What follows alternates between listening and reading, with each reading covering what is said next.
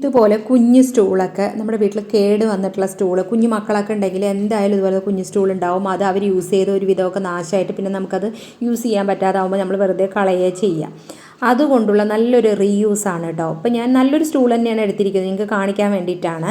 അതിൻ്റെ മുകളിലൂടെ നമ്മുടെ വീട്ടിൽ പഴയ ടീഷർട്ട് എന്തെങ്കിലും ഉണ്ടെന്നുണ്ടെങ്കിൽ ഈ ഒരു രീതിയിലാക്കി കൊടുക്കുക. എന്നിട്ട് അതിനെ തിരിച്ചിട്ടതിന് ശേഷം ആ ഒരു ടീഷർട്ടിൻ്റെ ഇത് ഫുള്ളായി തന്നെ നമ്മൾ വലിച്ചെടുത്ത് കഴിഞ്ഞാൽ അത് ഫുള്ളായി അവിടെ കറക്റ്റായിട്ട് ഇരിക്കും കേട്ടോ. അതുണ്ടല്ലേ, ഇതുപോലെ ഫുൾ ടീഷർട്ടിനെ അതിനകത്തേക്ക് ആക്കിയതിന് ശേഷം നമുക്ക് ഇതിനകത്ത് കുഞ്ഞു കുട്ടികളുടെ കുഞ്ഞു ഡ്രസ്സൊക്കെ ഉണ്ടെന്നുണ്ടെങ്കിലൊക്കെ നമുക്ക് ഇതിനകത്ത് മടക്കി എടുത്ത് വെക്കാം.